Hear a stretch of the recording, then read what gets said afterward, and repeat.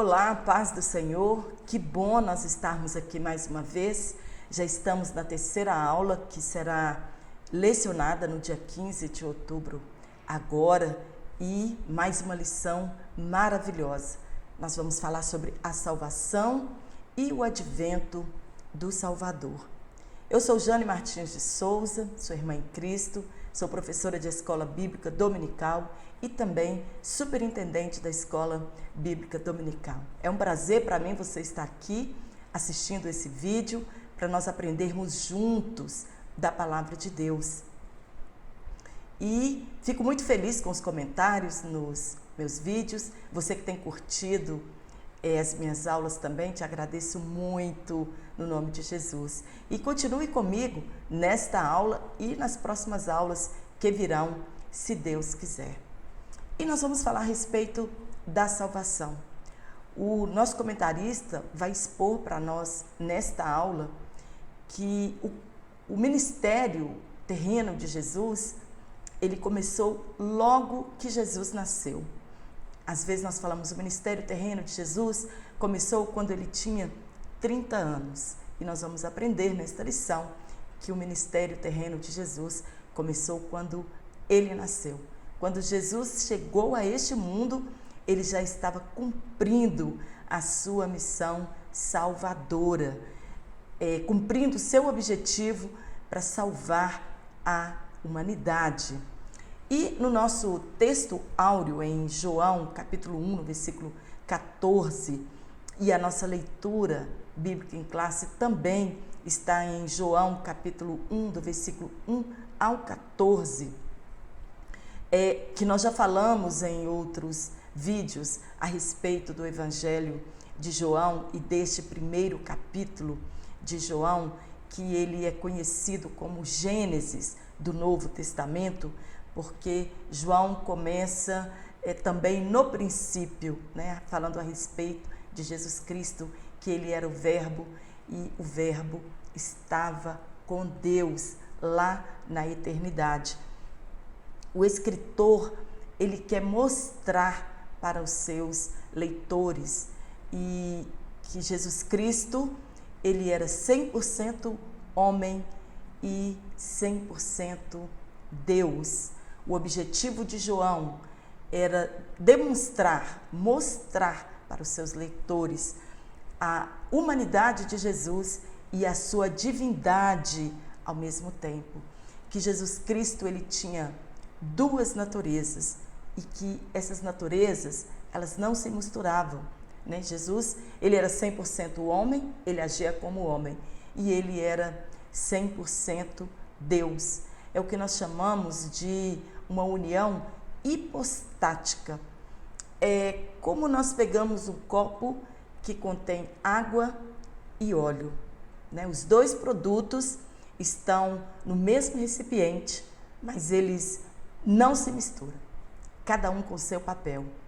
E assim foi Jesus Cristo quando ele exerceu o seu ministério terreno. Ele não deixou de ser Deus por se fazer humano, né? Ao contrário, ele foi 100% homem e foi 100% Deus. As duas naturezas de Jesus, elas são inseparáveis, sem perderem a identidade. Jesus não perdeu a sua divindade por ser homem e ele não deixou de ser humano por ser divino. Então, Jesus se fez homem, se tornou humano e viveu aqui as mesmas limitações que nós temos. Jesus provou das mesmas limitações que nós temos, que nós vivenciamos. Um Deus vivendo entre os homens em um tabernáculo terreno. João expressa que Jesus Cristo, ele não foi criado. Muitas pessoas querem comprovar ou provar que Jesus Cristo, ele foi criado. E Jesus Cristo, ele não foi criado. João, no primeiro capítulo do seu livro, ele vai dizer que Jesus Cristo estava ali na eternidade, junto com o Pai, criando todas as coisas. e que ele era 100% Deus. Aqui João vai falar do relacionamento exclusivo de Jesus com o Pai, que ele é filho desde a eternidade. E João, aqui no nosso texto áureo, neste versículo, ele afirma que ele viu a glória de Jesus. É claro que João está se referindo àquele momento ímpar na sua vida, quando ele esteve presente na transfiguração de Jesus Cristo, quando Jesus se transfigurou não só para ele, mas também Pedro estava presente e Tiago estava presente. Esta passagem está registrada em Mateus capítulo 17, do versículo 1 a 12, e também Marcos e Lucas vão falar da transfiguração de Jesus Cristo. O nascimento de Jesus era plano divino, uma promessa que foi feita no Éden. Nós aprendemos em vídeos passados, lá em Gênesis capítulo 3 e 15, Deus faz a promessa de redenção para a humanidade. Deus diz ali que nem tudo estava perdido, mas que havia um plano perfeito e que ele seria executado no tempo oportuno. E este plano, ele foi traçado desde a fundação do mundo. Algumas pessoas perguntam, então Jesus morreu na fundação do mundo e depois quando ele veio em carne, ele morreu outra vez? Não, era um plano traçado na eternidade. Eles já sabiam todas as coisas que iam acontecer, o que Jesus teria que vivenciar aqui no plano terrestre. Mas na época certa, no tempo certo, este plano ia ser executado. E a salvação, ela vem de Deus. E Jesus Cristo executou esta parte do plano. Jesus Cristo, ele veio para redimir a humanidade. O propósito divino era reconciliar o homem com Deus. A amizade que tinha sido desfeita lá no Éden, Jesus veio resgatar esta comunhão do homem com Deus. E somente Jesus tem o poder de resgatar esta amizade, de reconciliar o homem com Deus, de redimir a humanidade. Ninguém poderia salvar-se, por maior que sejam os seus esforços. Ninguém tem o poder de salvar a sua alma. Nem a fortuna nenhuma do mundo tem o poder de comprar a nossa salvação. Somente o sangue precioso de Jesus Cristo, o Cordeiro de Deus, imaculado, santo, sem pecado, poderia oferecer um sacrifício tão perfeito. E o nascimento de Jesus, ele marca o início de uma nova era, de um novo tempo. E a história não foi mais a mesma. Nós contamos a história antes de Cristo e depois de Cristo. Promessa esta anunciada no Antigo Testamento. Jesus, no domingo da sua ressurreição, quando ele encontra com os discípulos que estavam a caminho de Emaús, inclusive um dos discípulos chamava-se Cleopas, Jesus vai conversando com eles e eles perguntam para Jesus se Jesus é forasteiro naquela região, peregrino naquela região, na festa da Páscoa, e ele não sabe dos acontecimentos. E Jesus começa a elucidar para eles que a Bíblia fala dele desde o Antigo Testamento, que em Lucas 24, 27, ele diz que está falando, está contando essa história dos discípulos de Emaús no dia da ressurreição de Jesus, e Jesus vai falar que a Escritura testifica dele. Jesus mesmo, falando dele, diz que a Escritura testifica dele, começando por Moisés. Em Deuteronômio capítulo 18, versículo 15, Moisés vai dizer, olha, Deus vai levantar outro profeta no meio de vós, semelhante a mim. e a estes vocês ouvirão. Moisés estava falando a respeito de Jesus Cristo que havia de vir. E a este o povo ia escutar. Isaías 7,14 está escrito: e uma virgem conceberá. E quando nós vamos no Antigo Testamento, várias passagens falam fortemente da vinda do Messias. Nós vemos Isaías capítulo 9, versículo 6, um menino vos nascerá. Miqueias capítulo 5, versículo 2, Zacarias capítulo 9, versículo 9, o Salmo de número 22, do 16 ao 18, onde Jesus ele é apresentado para as pessoas. Daniel capítulo 9 também fala a respeito do Messias. Isaías capítulo 50, versículo 16, Zacarias capítulo 12, versículo 10.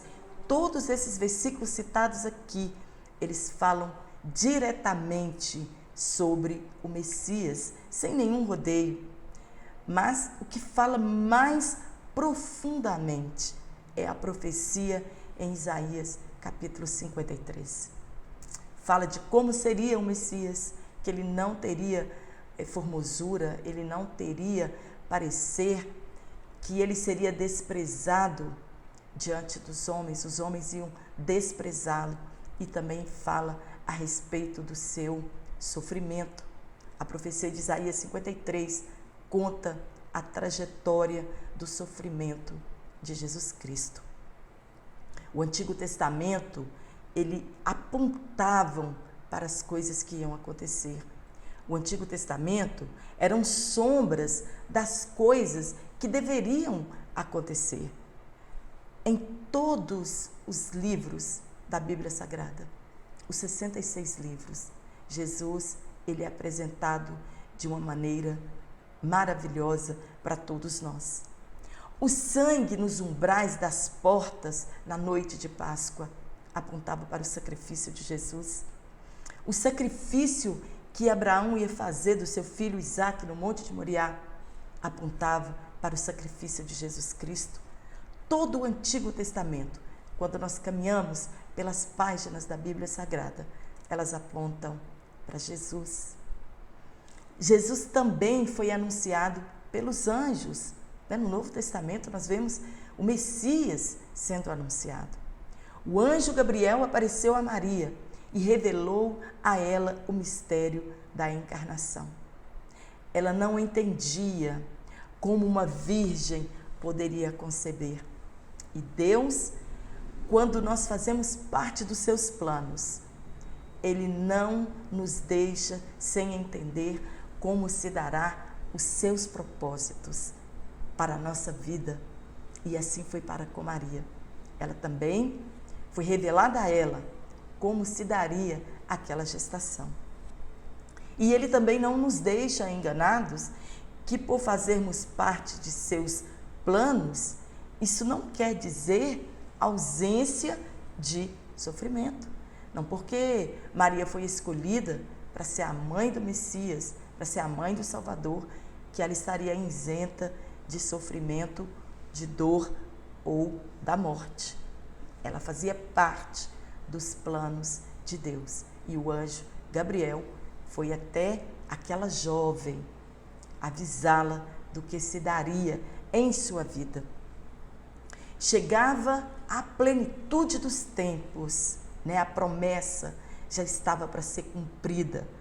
O dia de se cumprir a promessa tão esperada pelos israelitas.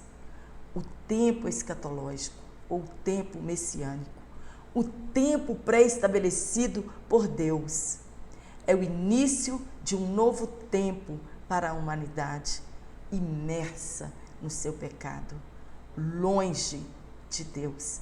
Mas Deus estava ali cumprindo a sua promessa, feita há mais de 3.000 anos, desde a promessa em Gênesis 3:15. Foi anunciado também aos pastores e eles viram a glória de Deus.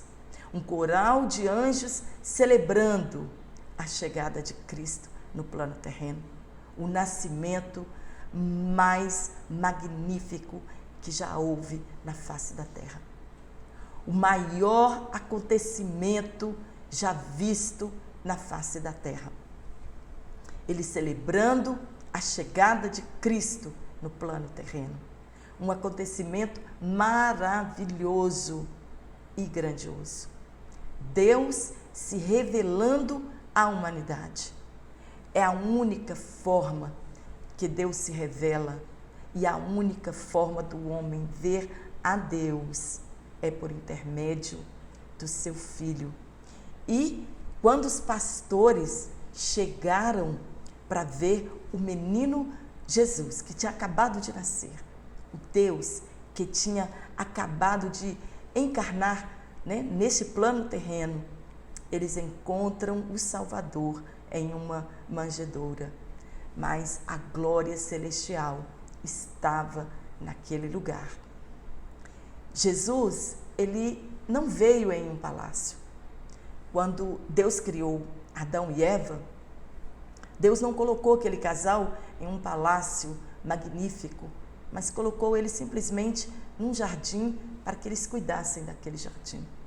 E também Jesus, quando veio para o plano terreno, ele não veio em um palácio, né? Ele nasceu em uma manjedoura.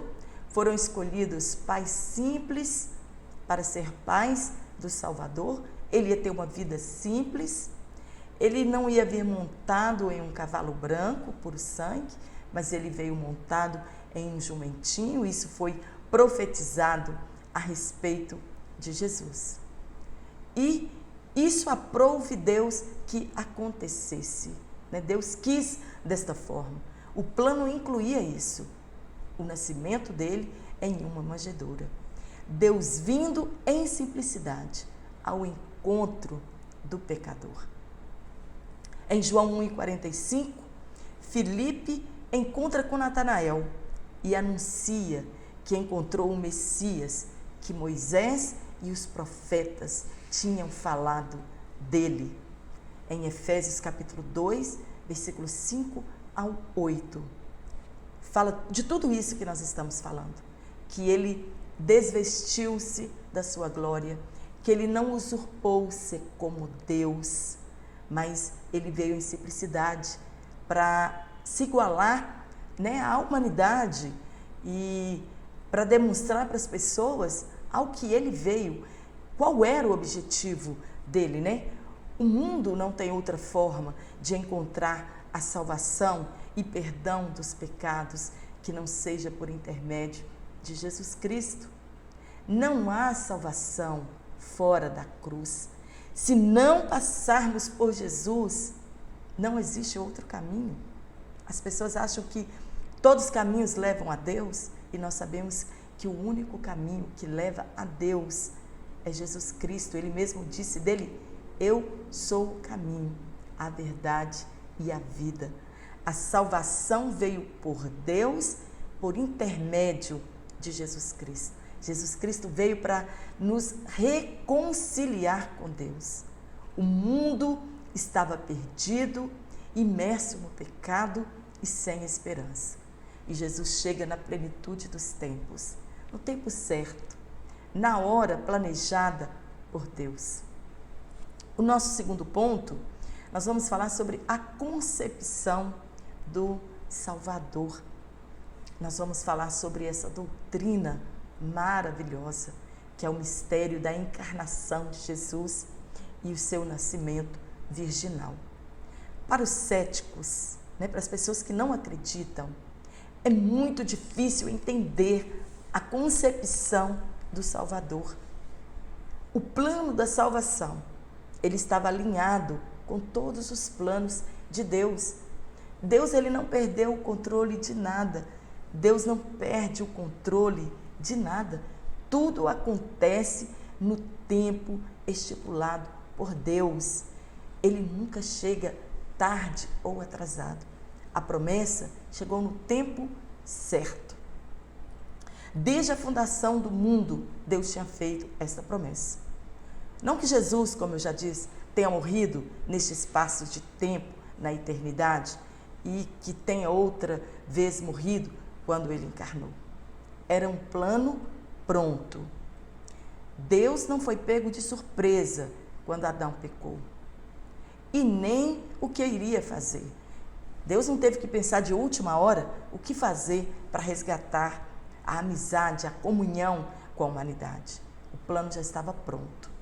O sangue precioso de Jesus seria a única forma de resgatar homens e mulheres de sua vã maneira de viver.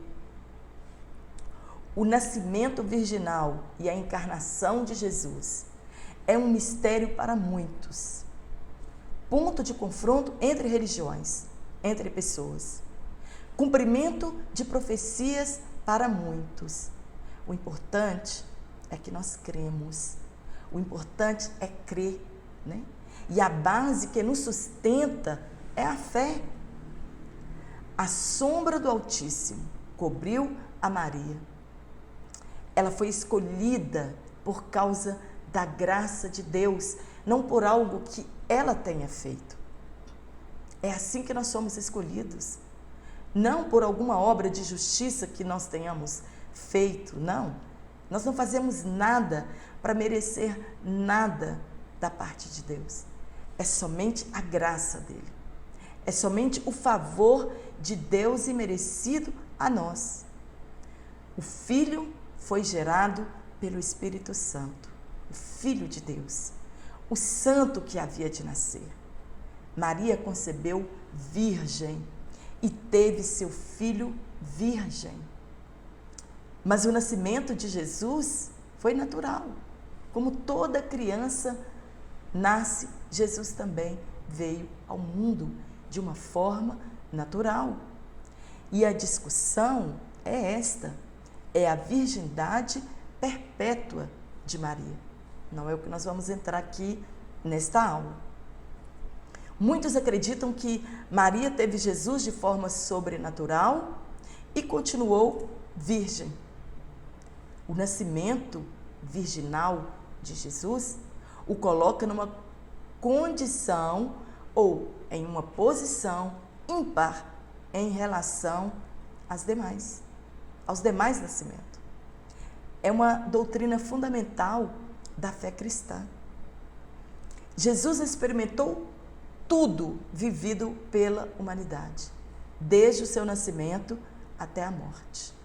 Jesus chorou, teve fome, sentiu dor, teve medo da morte, ele cansou-se, ele orou demonstrando dependência de Deus e nos ensinando que nós também precisamos depender de Deus por intermédio da oração, da santificação. Jesus viveu as mesmas limitações que nós vivemos. Ele sentiu as mesmas dores. Algumas pessoas podem dizer: mas ele era Deus. Se nós pensarmos desta forma, o plano da salvação, ele cai por terra. Porque se Jesus sentiu dor como Deus, ele não sentiu como homem. E as naturezas não se misturam, elas não se misturavam. Quando Jesus tinha que vencer como homem, ele venceu como homem. Quando ele tinha que vencer como Deus, ele não deixou de ser Deus, santo, separado, em nenhum momento. Ele viveu dramas familiares, né? Jesus foi mal entendido, ele foi rejeitado pelas pessoas, ele foi tido como louco, né? Sua família achou que Jesus estava tendo um surto. Jesus, como Deus, ele colocou de lado seus direitos, mas não sua divindade. Jesus, ele podia se teletransportar. Jesus, ele não precisava sentir fome, ele não precisava sentir dor, ele não precisava sentir medo. O plano estaria incompleto, né? Foi isso que, na tentação de Jesus no deserto, o diabo queria mostrar para ele, que ele não precisava sofrer, ele não precisava morrer, porque ele é o Filho de Deus. Mas ele veio aqui para cumprir sua missão e cumpriu a sua missão até na sua ressurreição. Jesus não defendeu os seus direitos. Ele podia ter defendido os seus direitos. Ele não defendeu os seus direitos. Ele deixou de lado os seus direitos. Ele não os defendeu. Jesus não usou sua divindade em benefício próprio. Às vezes nós vemos algumas pessoas, pela loucura da letra, dizer que Jesus usou os benefícios da sua divindade em benefício próprio, mas a palavra de Deus nos afirma que ele não usou em seu benefício, usou em benefício das outras pessoas, para fazer milagres, socorrer as pessoas que estavam desesperadas. Ele não considerou que aquela condição deveria ser mostrada para as pessoas. Ele não usou de seus privilégios, ao contrário, como está registrado em Efésios, Paulo escreveu, ele aniquilou-se a si mesmo. Ele não deixou de lado sua divindade. Ele tomou a forma de servo, assumiu exatamente a forma de um servo. Ele não veio como um servo, mas ele veio como? Exatamente, ele tomou a forma de um escravo. Humilhação total, sem direitos ou privilégios. Jesus foi um ser humano sem pecado. Ele foi concebido sem pecado. Ele não tem a herança pecaminosa de Adão, porque ele não foi gerado pela semente do homem. Mas ele nasceu de mulher, de uma maneira insignificante, sem pompa nenhuma, e morreu de forma humilhante e cruel, morte de cruz. Mas ele foi exaltado por Deus. A sua ressurreição e sua ascensão foi a sua exaltação. Jesus recebeu um nome que é sobre todo o nome, e que todo joelho que ainda não se curvou diante da sua soberania, diante do seu poder, esses joelhos ainda se dobrarão, se renderão a ele. Os ossos, a carne, o sangue, a aparência, tudo que Jesus herdou, ele herdou de Maria. Mas a sua divindade, ele herdou do seu Pai, porque ele é o Filho de Deus. E todo joelho que ainda não se dobrou diante da soberania de Jesus Cristo, um dia se renderá diante da sua glória. Se alguém não acredita no nascimento virginal de Jesus, como diz as Escrituras, de fato não crê em nada das Escrituras. Eu não posso escolher o que eu quero crer nas Escrituras Sagradas. E uma das doutrinas da fé, de fé, que nós precisamos crer, é que Jesus nasceu de uma virgem. Quando Maria foi escolhida e Jesus foi gerado em seu ventre de uma maneira miraculosa, José não a conheceu até que o menino nascesse. Até que o menino nascesse. Jesus, a profecia a respeito dele é que ele nascesse de uma virgem. Este era o plano da salvação.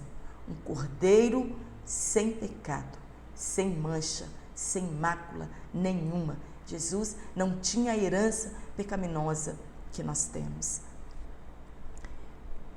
Se uma pessoa não crê neste mistério da encarnação, não crê neste mistério da virgindade de Maria até que o Messias nascesse, ele não crê nas Escrituras Sagradas, porque são mistérios de Deus. E esse mistério não tem explicação, diz Fernando Galli, não tem explicação. Não tem como explicar este mistério tão maravilhoso. O que ganhariam os discípulos inventando um arranjo deste para a pregação? Mateus, Lucas, inventarem uma história dessa para a pregação do Evangelho? Será possível? Se estivessem baseando na mitologia grego-romana, não iria funcionar. Não no contexto judaico.